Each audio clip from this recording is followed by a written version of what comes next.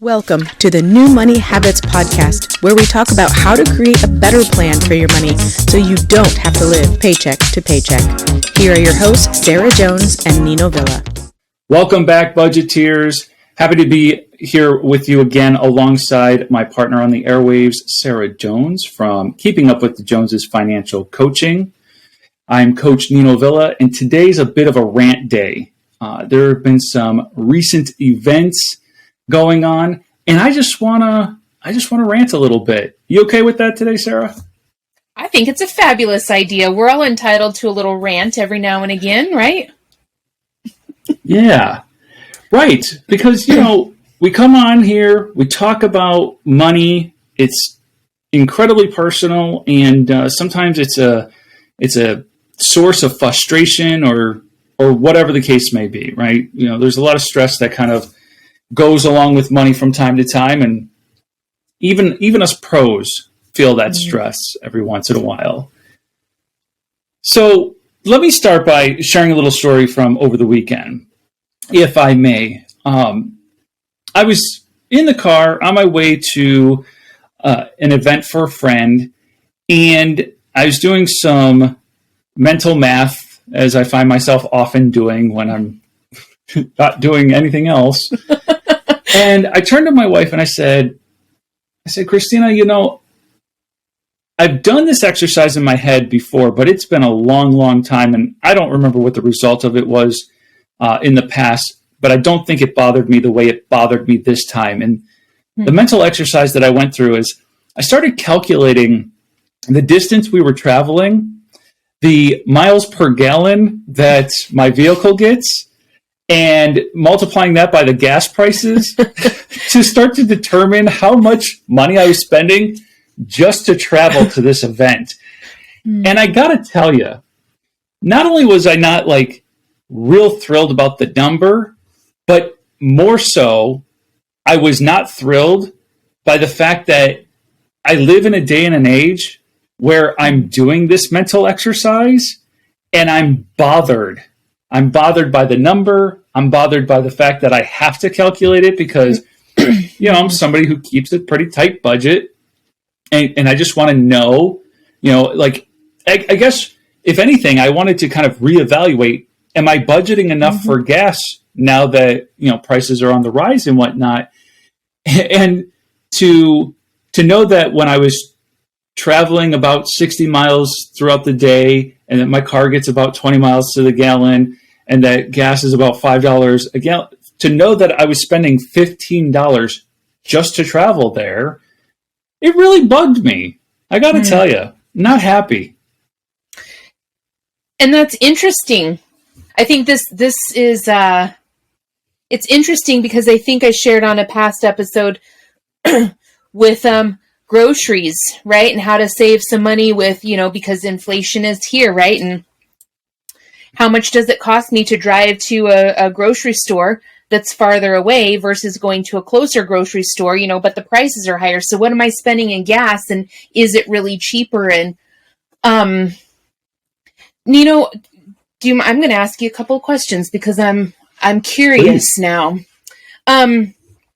Is your frustration more, where do you think the question started? How did it come about? Why did you start to calculate this? Was it intentional? Was it more subconscious? How did this all start? I think it probably was, it had to have been more subconscious. So anytime I'm kind of driving across the valley, I'm going to fill up before hitting the freeway, right? So I had filled up and it was time to fill up anyway. So it was about $70. And I can remember just a short 6 months ago, that same fill up would have been $35, quite literally half of what it is. So while I was mildly annoyed by the sheer amount of the fill up, I'm guessing subconsciously I just started calculating things like, okay, well, now that you filled up, how much of this gas are you going to be using today, and how much would that have cost you? And it just kind of snowballed from there. Did it change or affect the outcome of the day? Did it cause you to say, maybe I'm going to make a different choice in the future? I'm going to be more, you know what I'm saying? Like, yeah, I think, I understand the question, because what it got me thinking about the frequency at which I might travel across the valley. Or we love to have family and friends over to our home, and I know that we are not close by. So I might not, I will still invite people at the same frequency, but if they said they couldn't make it, I would start to understand to a different degree that, it might have something to do with rising fuel costs. I think this is tough. And, I think I've experienced this too. And, you had mentioned even, we were talking before we hit record on this,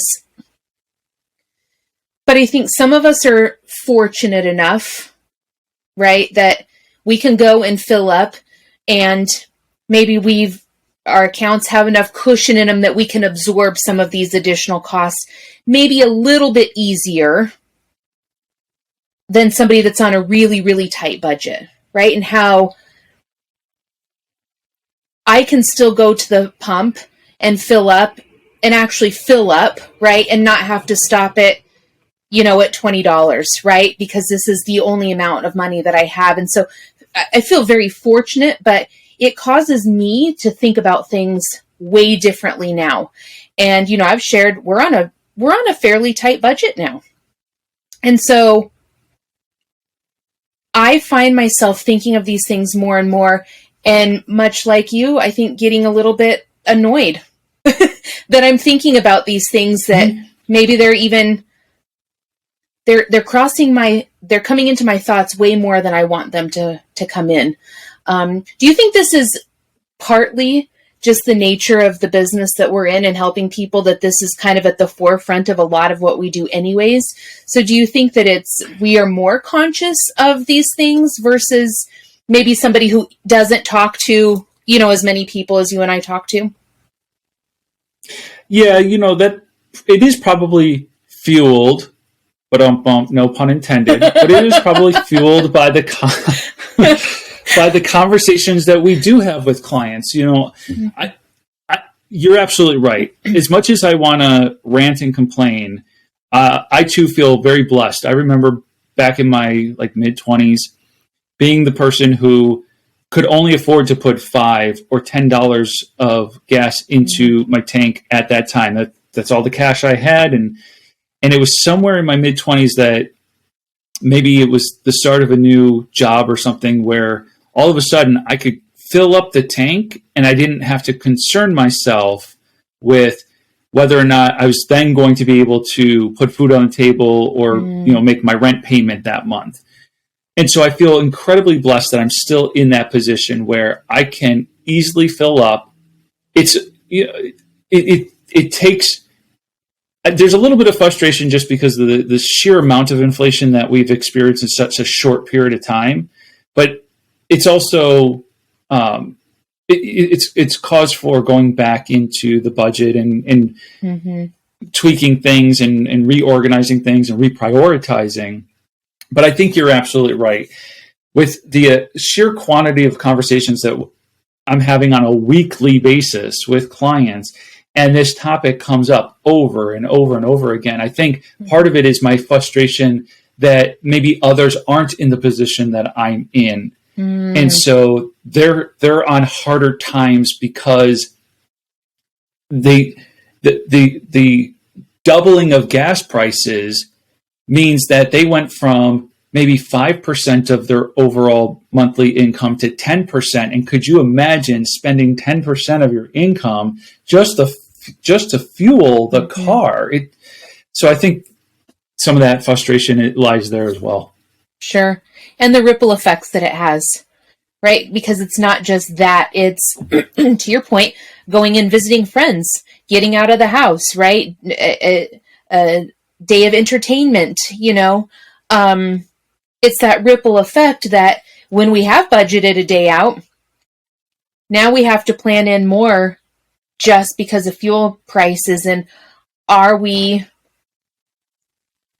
I don't want to say we won't have as much fun, but it can put some more stress on a situation when you're trying to do something fun with your family, right? That especially with people that are on really tight budgets that have planned a day out, planned, some entertainment, get the kids out of the house and do something. And now with the price of fuel, it does change the way we handle these, these outings and everything. Yeah. Quite literally, your dollar does not go as far as it did. Yeah. Quite literally. I mean, you're not going to get as far in your vehicle as you normally would have. Even, again, a short 6 months ago. I guess that's the other thing is this record inflation in such a short period of time. It's wild. And I don't want to spend our entire time talking about fuel prices because I think we'll just drive our listeners just as crazy. But I thought it was just like I said, I wanted to rant about recent events, and there's some other recent events that I wanted to rant about. But before I just abruptly make a left turn, I want just to give you an opportunity, Sarah, to say anything else that is kind of relevant to fuel that you think the listeners must hear. Sure. Maybe they don't need to hear this, but I have a question for you. What's the lowest price per gallon for fuel that you can remember that you've lived in? What's the lowest price? Do you remember? I remember this vividly because it was as I was relocating from Buffalo, New York to Phoenix, Arizona. On the way, we got off of the freeway a couple of times and filled up at like 98 cents a gallon. So that was back in like 1998, 99. But yeah, under $1 a gallon. I was thinking, I remember when I was a teenager, first started driving, I went to the same gas station because they generally had the cheapest fuel around, and I was very much on a very tight budget for fuel. The cheapest I remember it getting was 89 cents a gallon there. 89. Yeah. And I think, boy, what I couldn't do if those were the prices today. Right. You know what you just got me thinking about, though? And you do this. You do this time and time again where you kind of tickle the intellect a little bit, and all of a sudden you start thinking about something different. So when I was filling up at 98 cents a gallon, I was filling up a 1985 Camaro that got 8 miles to the gallon. 8. Wow. And so, if I take I get 20 miles to the gallon and it's costing me $5 versus getting 8 miles to the gallon and it costing $1. I mean, obviously it was still cheaper, right? Whenever I'm putting on the spot to do math in my head, as much as I'm a numbers nerd, I'm always afraid I'm going to do it wrong. It might be pretty close to the same percentage, though, wouldn't it? I mean, it might not be, like, it will be cheaper, but the percentage that you're spending, right? Like, it's... Yeah. So, interesting. Well, in order for me to travel 20 miles today, it cost me $5. I feel so badly for our listeners, but they're awesome rock stars for hanging out during this part of it. But it cost me $5 to travel 20 miles, right? It would have cost me about $3 to get 24 miles. So, so even though, so I go back to 6 months ago when it was like $2.59, right? Like $2.59 to go that 20 miles versus $3 to go, like that was more of a comparison. So like all the inflation we've seen since 1998 to 2020, or even late 2021, that made sense. It kind of this for that. Right. But now There, we just proved it. We proved that although cars got fewer miles to the gallon and gas was cheaper, you were essentially still paying the same amount of money to travel the same distance up until about 6 months ago when things went absolutely haywire. And that's how we got here. If you're wondering, 16 minutes into this podcast, how did we get here? That's how we got here. Oh, shoot. Well, you know what? If nothing else, this is entertaining. I mean, this is entertaining. For sure. And we have another topic we want to rant about. Are we good to switch over to that? I think we better. We might lose some people if we don't. And now we got them back. Like, wait a minute, they're going to rant about something else.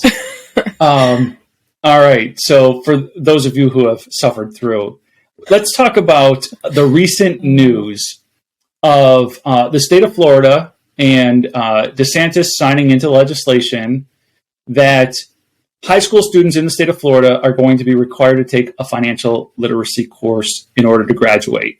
And while I want to start off by saying, good, like, yay for financial literacy, because that's what we are all about.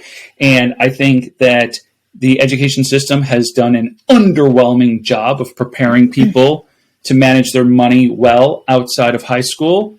So while I want to start by applauding them, I also want to talk about maybe some of the unintended consequences that may result from even something that might have good intentions. Sure. You know, and this is, I love that we're talking about this, because I like the fact that they see that it's a need, that there's been, that financial literacy, financial education maybe has been lacking, right? And so they see that there's a need to have this topic covered. So again, kudos for that. But Nino, I'm going to be really honest here that, and I've had this conversation with other people. I personally don't necessarily believe that it's the school's job to be teaching my children how to handle their money, because I don't know what it is that they're teaching them. And I know there are maybe some misconceptions, I'll just say, in this world, right? About so many things. How to, when to invest, what to invest in, how to build a credit score, how to, cash versus debit, all of these things, right? There's so many, and I'll call them misconceptions because I think that there are. And it fuels into that's what it is. That's still financial education that we're being thrown at us. And I just don't believe that it's the school's job to teach my children. I want to be able to teach my children how to handle their money. And I want them to have conversations with me about it, right? And we use our values and I'm going to say this, that while being a financial coach now, I haven't always been, right? Like, I've been through a lot of crazy years of financial hardships and learning and frustration. And so, it's been a culmination of all of these years. But I just don't believe it's the school's job. I just don't believe it's the education system's job to be teaching my children what to do with their money. And you make such an interesting point. I think back to my own high school experience, and that was quite some time ago. And I took some type of either economics or personal finance class that did some of the basics, taught me how to balance a checkbook. Excuse me. Talked a little bit about what it meant to establish credit and how to, like, one of the projects we had to do was purchase a $25,000 vehicle with financing, so that we would understand interest rates and payments and whatnot. So we had to kind of research the vehicle we wanted to buy, and if we got a 5-year loan, what would the interest rate be on, and all that sort of thing. So they tried. but I think I think about how with this announcement, here we are all these years later. It's 2022, people. I graduated high school in 97. So what you're going to teach somebody in 1995 is wildly different than what you should be teaching them in 2022. And when I heard that they're going to teach them how to balance a checkbook, I just couldn't help but roll my eyes. Like, okay, I believe in reconciling your bank statements for sure, and really having a handle on the real, what I call the real money in your checking account. Because if you have auto debits, or you have written a check and it hasn't cleared yet, those uncleared expenses are going to come out of your balance. And so when you check your balance online, that's not a real reflection of the real money. So I couldn't help but roll my eyes, because I thought to myself, I certainly hope there's a lot more to it than what I experienced 20 some years ago. Right? Absolutely. And it would be nice. I was just going to say, I graduated in 97 as well, and had a class, probably middle school-ish, possibly high school. Same thing. Let's budget a checkbook, right? Let's go through, what does it look like to reconcile? And I took accounting classes in high school. You know, I took some accounting classes and even into college, community college. I took, some accounting classes. So I learned about numbers, but I didn't learn how to actually apply all of that to life. And there's a difference with that too, right? How do we actually apply it to everyday life? Yeah, that's the $1 million question right there. Is it's fine to learn something theoretically, and let me be very specific with a very specific example. You can theorize with a teenager all day long about the use of a credit card until they actually have one, in which they can then apply what they're trying to learn. The most common teaching around a credit card is to pay off the balance every month. And I'm pretty sure you and I've had this conversation on the show before, where that's the most common thing taught. Well, pay off your balance every month. Okay, but that's only one element of how to use a credit card and how to use credit wisely. So can we get more sophisticated, please? Can we have real conversations about not just whether or not you pay off your balance every month to avoid interest, but what happens when you find that you can't do that anymore? And then can we have a conversation about debt consolidation and what a scam that is, and just all, like, everything. Now, I get it. You can't dump the entire kitchen sink onto a 16-year-old who doesn't even have an income yet. But I fear that this attempt at financial literacy education is going to fall short of its intent. And to your earlier point about not knowing what they're going to teach, it's not only some of the holes that they might miss, but what if they teach things that drive consumerism when I want to teach my children contentment? Right. Well, and I was just thinking as you were talking, even about the credit cards paid off every month. Well, that's all fine and dandy information, and those are great words to tell somebody, but how do we get to the point of being able to do that? What does that even look like? How do we know that we're going to be able to pay it off every month? How do we ensure that that happens? So there's the beforehand part of that. There's the information and the education that comes before we even get to that. And it is a lot, and you and I know, I don't think it's complicated, but there's a series of steps that we generally take, right? And kind of a starting out point, to get a good handle on your money.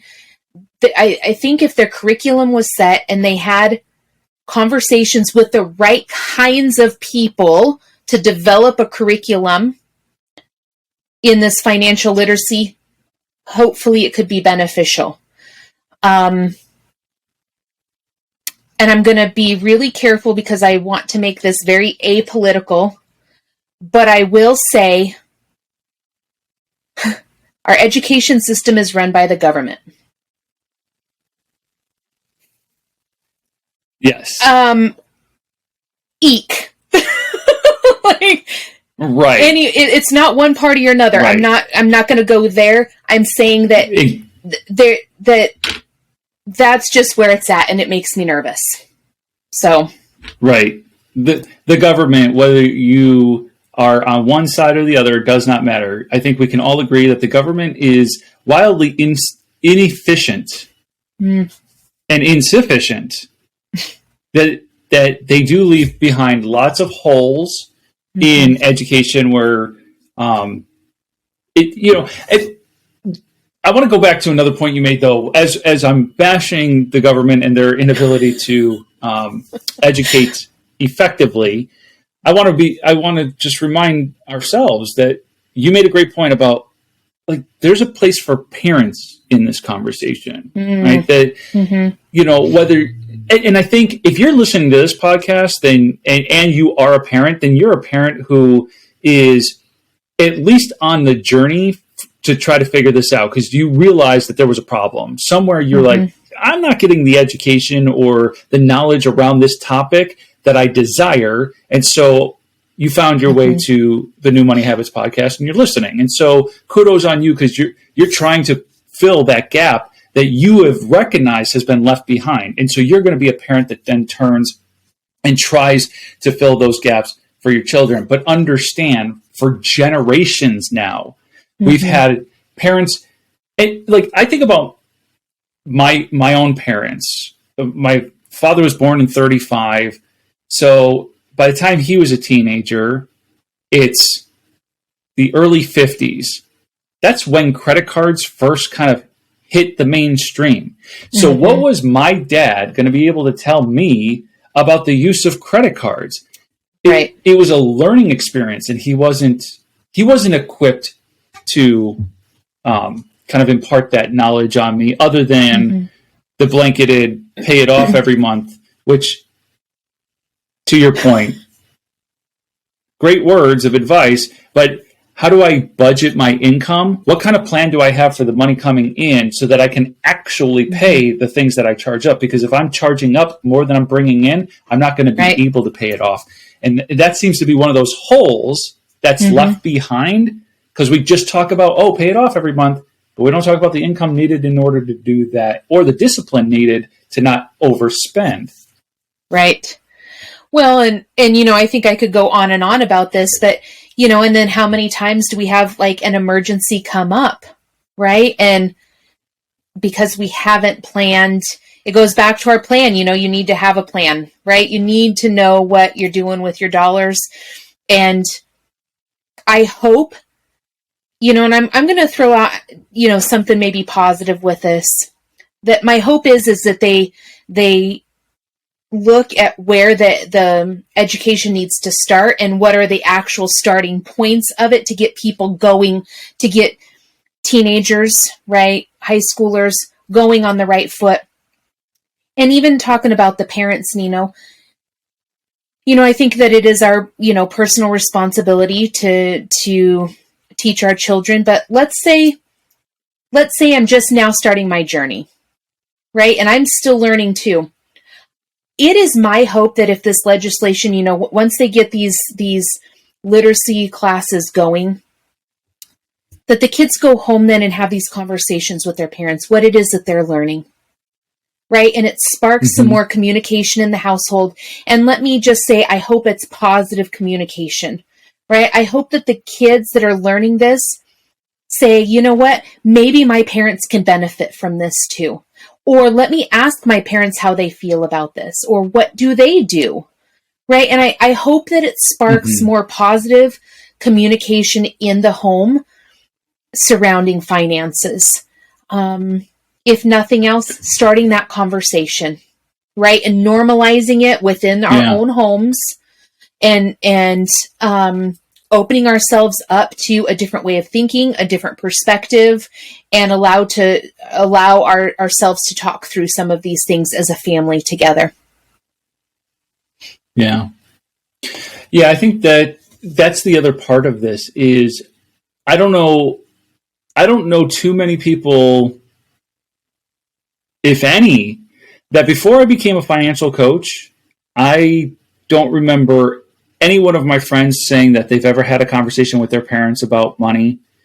I never had conversations, like real conversations with my parents about money. After becoming a financial coach, my mother opened up about her household income, her expenses, her debt, looking for some guidance. And I thought to myself, like, here I am, I started coaching in my early to mid 30s.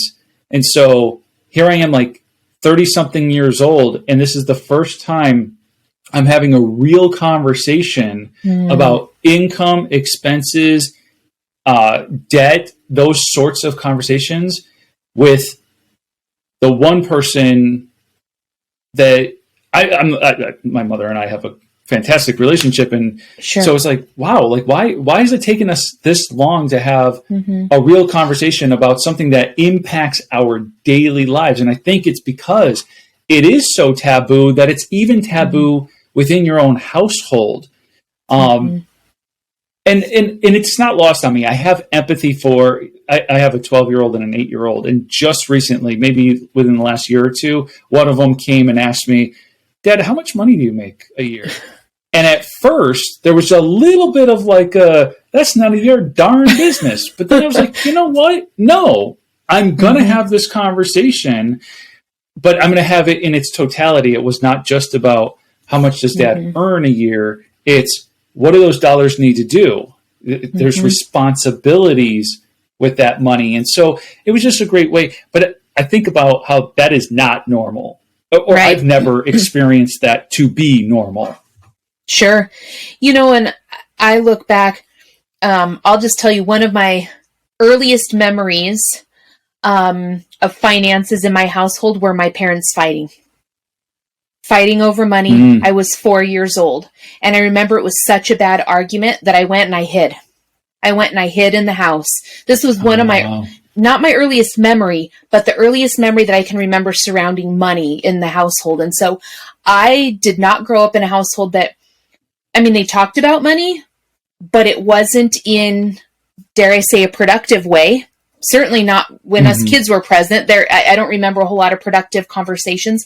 I talked to my parents about money pretty early on, or tried to, especially when I was moving out, on my own. But I'm a little bit different character. I'm just a little bit different. Even with my own kids, going through a lot of, my husband, my children have 2 households. I am divorced from their dad. And so they grew up my daughter, quite frankly, for most of her life has been in 2 households. And so that's 2 different sets of values and beliefs surrounding money. Right. And my ex-husband, him and his wife, they handle things very differently than my husband and I do. Right. And so my children were then exposed to 2 different, and dare I say, the opposite ends of the spectrum in a lot of areas. And so we had some very challenging conversations with the kids. But I'm happy to report, I don't know if I've mentioned this before, but I have to share this. Try to have conversations with my kids, right? Younger teenagers, they don't want to listen. They know everything. There's teenagers out there that are listening. Thank you. I appreciate you wanting to listen and learn. But my own didn't really want to take the time to listen to me, right? And it was very hard to have conversations. My son came in to visit us in January. My daughter came over, so it was all 4 of us together.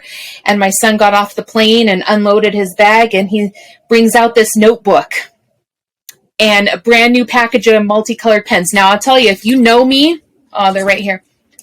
This girl, colored pens, like I color code. So you bring colored pens to my household, you're speaking my love language, right? He says, this notebook says budget on it. He said, Mom, I want to have a conversation. I want to talk about my budget. And I was like, what is this? And my daughter's like, actually, Mom, do you have a notebook too? Because things are changing for me and I want some help working through some things. So I think I went a little bit sideways with this, Nino, but part of my point is that kids actually do want to have conversations. Sometimes they don't know how to start them, right? And knowing that you can be open with your kids, knowing that they can come to you and have these conversations, is really, really priceless. And I hope that they carry it on if they choose to have children, right? That they carry it on. So. Yeah, I think you make a good point about how they don't know what they don't know, right? So they won't necessarily know how to get that conversation started. As I thought about it, I mean, there's probably plenty of times that parents try to have the conversation and the children simply don't want to hear it. But if they know that you're open to being a resource, you know, it's like anything else, right? If they need to talk to you about drugs or alcohol, they need to talk to you about sex. They need to talk to you about money. These are the things that are really going to shape them as human beings. That, to a much earlier point, maybe we don't want to just leave it in the hands of the education system to do that. Like I said, I want to applaud the state of Florida for making financial literacy a priority. At 1/2 of a credit, you know, how much literacy are they going to get for 1/2 of a credit? But something's better than nothing, and at least it's a path towards maybe even maybe just the news breaking that this is a thing will get more and more people thinking about how they want to have the conversations in their own home. I think, like other education curriculum things that are happening in our country right now, it's all of this media coverage of what's going on in schools, I think, is just helping parents to kind of become more aware of the things that they want to have a bigger influence over, right? Versus, like, for instance, I don't have a good example at the top of my mind. I thought I did, but you know, as a parent of 2 school-aged kids, I think I'm less concerned about, let's say, like their English curriculum that's going to teach them how to conjugate verbs than I am maybe their science curriculum that's going to heavily focus on one viewpoint. Right. For instance. Same thing here. Financial literacy. You might not want to leave it up to just them. Right. You know, I'm actually really enjoying this conversation because it's sparking so many more things for me, just as you and I talk about this, and you know, just how interesting all of this is turning out to be, right? And you know, and I'll applaud, you know, Florida for doing this too, because like you said, it's a starting point. And maybe other states will see, you know, that initiative and start at least having the conversations, right? Does this need to be a part of the curriculum? You know, and if it does, what might it look like? Right? Is this a need? And maybe it starts to just bring forth more conversation about it. If nothing else, more conversation. So I'm going to be hopeful that we're making hopefully they're making a good move here. Yeah. I think more conversation is always better than less. Right? The more we can kind of discuss something, the more we can kind of unpack it. As you had mentioned earlier, before we hit the record button, we were kind of prepping for this conversation, and you know, I was really, I won't say firmly, but I was really thinking of it from the perspective of, you know, this is a great move. And then you got me quickly thinking about, well, hold on, there might be some unintended consequences that might occur. And it just means that the more we explore, the better informed we can be, the more analytical and critical we can be. And not critical in the sense of just criticizing, but just like like analyzing and critiquing and taking a closer look and those types of things. As we're about to wrap up here, I want to share one other brief story because I saw a small clip of an interview done with Robert Kiyosaki, the author of Rich Dad, Poor Dad. And the interviewer was asking him things like, if you had the money to buy either Apple or Tesla, which one would you choose? And he's like, neither. He's like, that's the wrong question. He's like, so the interviewer's like, well, what's the right question? He's like, the right question is, why wouldn't I buy either one of those companies? And how would I make money faster than if I purchased those companies?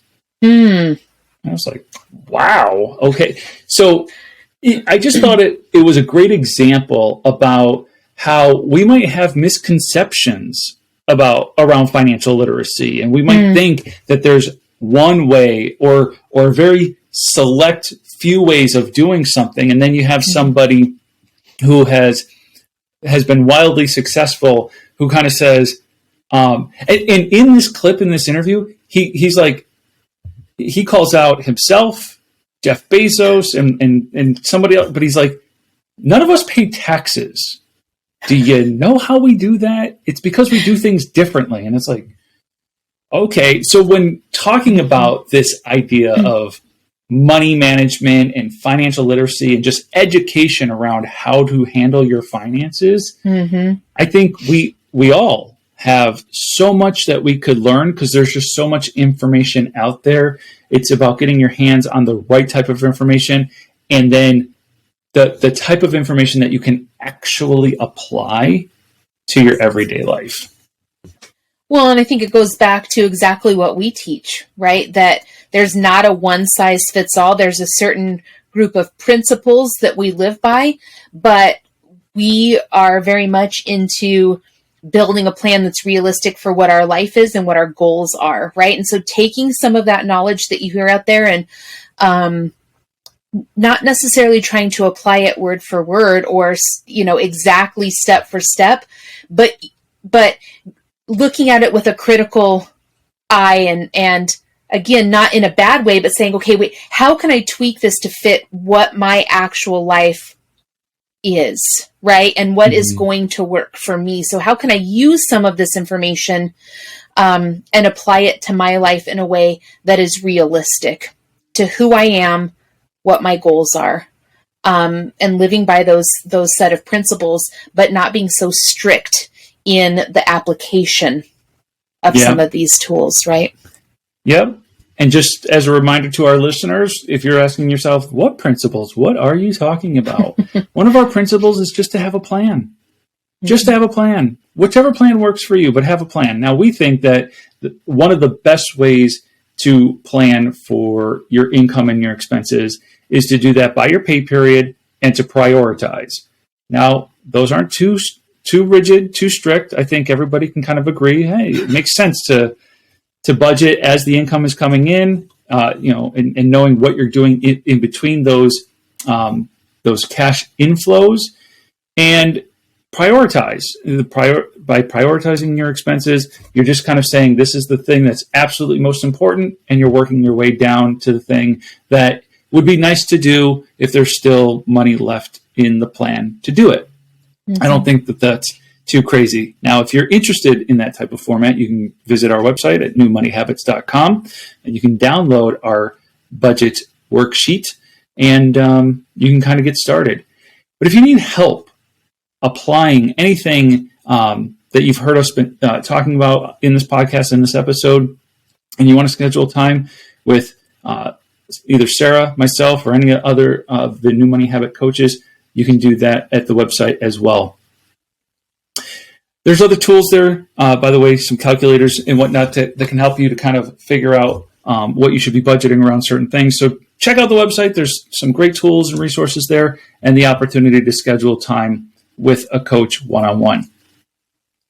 Sarah, another great conversation that feels like it's probably coming to an end too soon. I know that we could certainly go into a number of offshoots, and I think we might have some topics for some upcoming episodes because of some of the things that we only were able to scratch the surface of today. Absolutely. And, I think, this just goes to show that when you're just open to having a conversation, right, how much knowledge you can gain. I gained so much information listening, just having this conversation with you. And it opens my eyes to a different perspective and a different way of thinking. And I might not necessarily agree, but it's okay. It's still open to hearing something different, right? And I agree. I think I don't see that we're ever going to run out of topics to discuss here, which is pretty darn amazing. So thank you again for, just another great conversation. Yeah, I do. I too appreciate the fact that we can explore things from different perspectives. And sometimes that different perspective influences us and moves us to do something different. And sometimes it doesn't. And either one is perfectly fine and reasonable. Always a pleasure. I want to thank everybody for tuning in, and we look forward to continuing this conversation next time. Thank you for listening to the New Money Habits podcast, brought to you by New Money Habits and Keeping Up with the Joneses Financial Coaching. Submit your questions to our host by emailing podcast@newmoneyhabits.com. Be sure to subscribe to be notified of future episodes. Join our growing group of like-minded people on Facebook and follow us on your favorite platform. Music provided by Summer School.